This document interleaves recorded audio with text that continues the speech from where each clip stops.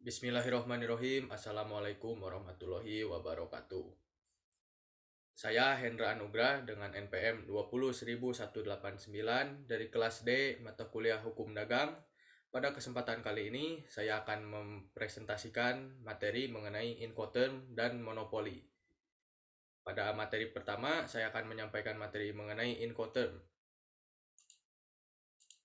Ya, pengertian Incoterm. Incoterm merupakan gabungan kata dari kata internasional commercial terms yang artinya yaitu berbagai istilah yang diciptakan untuk bisa menyamakan pengertian yang terjalin antara pihak penjual dan pihak pembeli di dalam perdagangan internasional. Dalam pengertian yang lain juga, Incoterm atau International Commercial Terms merupakan kumpulan istilah prinsip kontrak bisnis internasional yang dibuat untuk menyamakan pengertian antara penjual dan pembeli dalam perdagangan internasional. Incoterms menjelaskan hak dan kewajiban pembeli dan penjual yang berhubungan dengan pengiriman barang, penanggung jawab proses ekspor impor, penanggung biaya yang timbul, dan penanggung resiko bila terjadi perubahan kondisi barang pada saat proses pengiriman. Kemudian sejarah Incoterm, munculnya Incoterm yaitu dikeluarkan oleh Kamar Dagang Internasional atau International Chamber of Commerce atau ICC pada tahun 1936. Versi terakhir yang dikeluarkan pada tanggal 1 Januari tahun 2011 disebut Incoterm 2010. Di mana Incoterm 2010 dikeluarkan dalam bahasa Inggris secara bahasa resmi dan 30 bahasa lain sebagai terjemahan resmi. Dalam Incoterm 2010 hanya terdapat 11 istilah Incoterm yang disederhanakan dari 13 Incoterm 2000, yaitu menambahkan 2 istilah baru dan menggantikan 4 istilah lama. Istilah baru dalam Incoterm 2010 yaitu mencakup pertama Delivered at Terminal (DAT) dan Delivered at Place (DAP).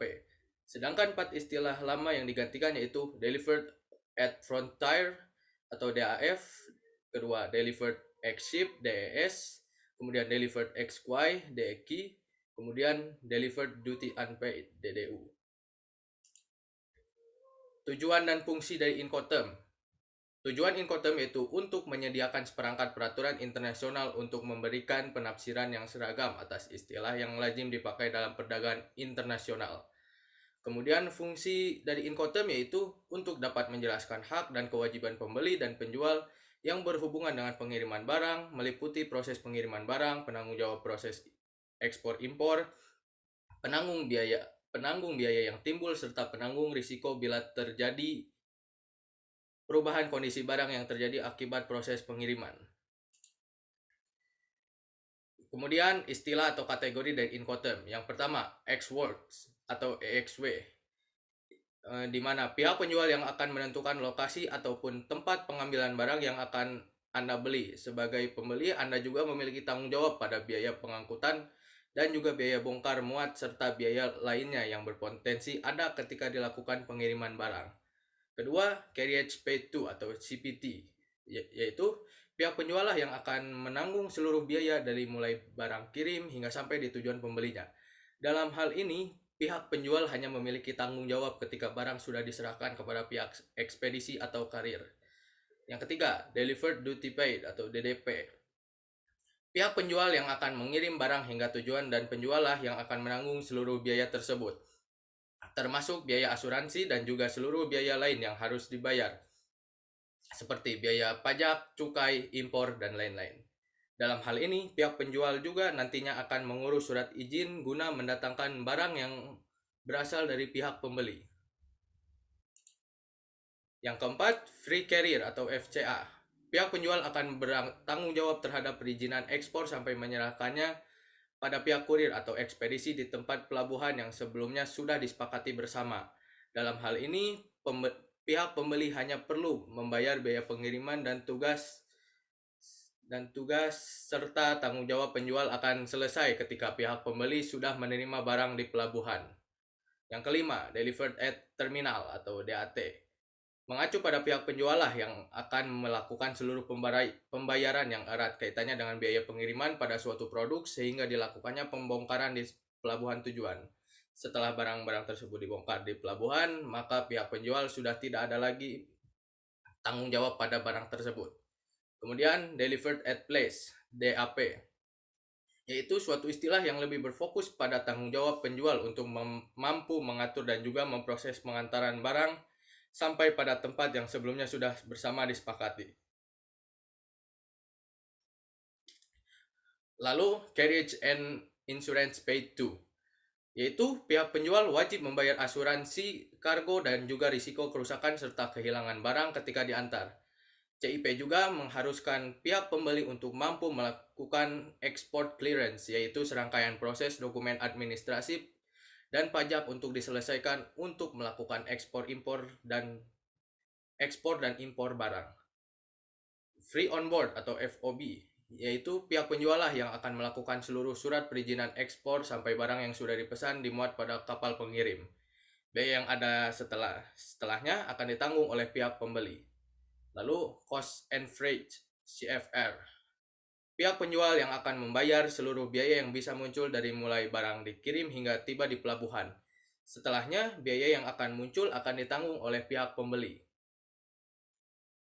Yang lalu free alongside ship FAS. Pihak penjual mempunyai tanggung jawab hingga produk yang dipesan oleh pihak pembeli tiba di pelabuhan, keberangkatan, dan sudah siap untuk didekati kapal penguruk untuk proses pemuatan. Biaya lain yang akan muncul setelah kegiatan tersebut harus dibayar oleh pihak pembeli. Istilah ini juga hanya akan digunakan pada transportasi air. Lalu insurance and freight CIF. SIF hampir sama dengan CFR. SIF akan memungkinkan pihak penjual untuk mampu melakukan seluruh tanggung jawab sampai barang tiba di pelabuhan dan sudah siap untuk dimuat. Selain itu, pihak penjual juga wajib membayar asuransi terhadap barang yang dipesan. Sekian penyampaian materi dari Incoterm. Selanjutnya saya akan menyampaikan materi mengenai monopoli. Yang pertama, pengertian monopoli. Monopoli merupakan penguasaan atas produksi dan atau pemasaran barang dan atau atas penggunaan jasa tertentu oleh satu pelaku usaha atau satu kelompok pelaku usaha. Atau bisa juga didefinisikan bahwa monopoli adalah suatu bentuk interaksi atau antara permintaan dan penawaran yang ditandai oleh adanya satu penjual atau produsen di pasar berhadapan dengan permintaan seorang pembeli atau konsumen.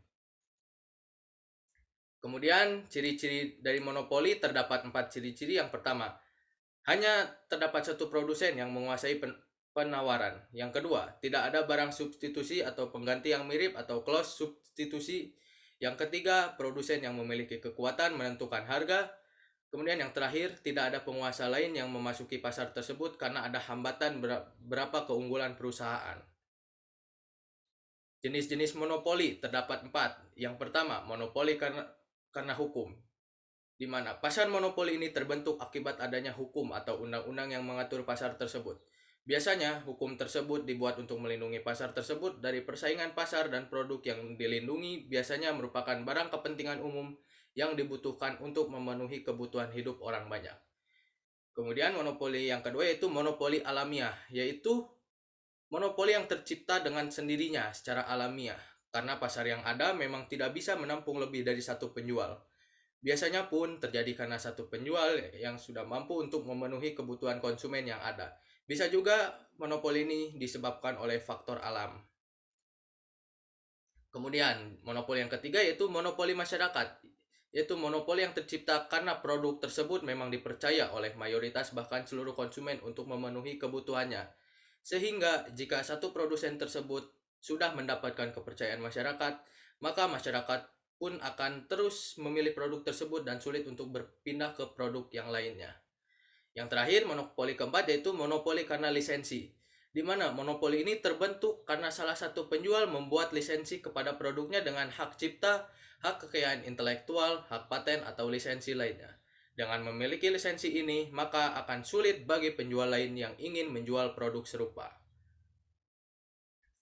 Kemudian, faktor-faktor yang menimbulkan terjadinya monopoli. Terdapat 3 faktor yang menyebabkan terwujudnya monopoli, yaitu pertama, perusahaan monopoli mempunyai suatu sumber daya tertentu yang unik dan tidak dimiliki oleh perusahaan lain. Kedua, perusahaan monopoli pada umumnya dapat menikmati skala ekonomi hingga ke tingkat produksi yang sangat tinggi. Kemudian terakhir, monopoli wujud dan berkembang melalui undang-undang, yaitu pemerintah memberi hak monopoli kepada perusahaan tersebut. Kemudian mengenai kelebihan dari monopoli. Pertama, perusahaan monopoli selalu berusaha melakukan pengembangan produk melalui research and develop untuk mengembangkan produknya secara luas dengan berbagai jenis serta mutu untuk mendapatkan laba yang tinggi. Kedua, perusahaan monopoli harus menumbuhkan efisiensi untuk dapat bersaing dengan perusahaan lainnya pada produk yang sejenis. Ketiga, kekuasaan perusahaan monopoli harus dikontrol dan diawasi oleh negara. Keempat, pasar persaingan monopoli dapat menghasilkan inovasi yang baru yang dilindungi oleh undang-undang hak cipta dan hak paten dari berbagai perlombaan untuk penemuan hal yang baru. Yang terakhir, para persaingan monopoli akan menumbuhkan kemajuan pesat dalam bidang teknologi. Setelah membahas kelebihan dari monopoli, selanjutnya mengenai kekurangan dari monopoli. Yang pertama, monopoli berkuasa dalam penentuan jumlah produksi yang berdampak pada ketersediaan produk untuk konsumen. Yang kedua, persaingan ini menumbuhkan eksploitasi terhadap pemilik faktor produksi. Yang ketiga, persaingan ini juga menumbuhkan ketergantungan konsumen karena mereka tidak bisa membeli pada perusahaan yang lain meski merasa dirugikan. Yang keempat, monopoli akan bebas menguasai penjualan karena perusahaan lain susah masuk pasar.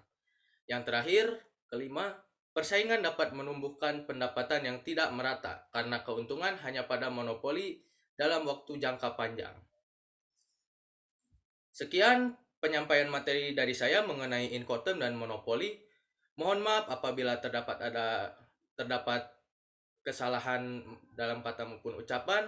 Semoga bermanfaat bagi kita semuanya. Wassalamualaikum warahmatullahi wabarakatuh.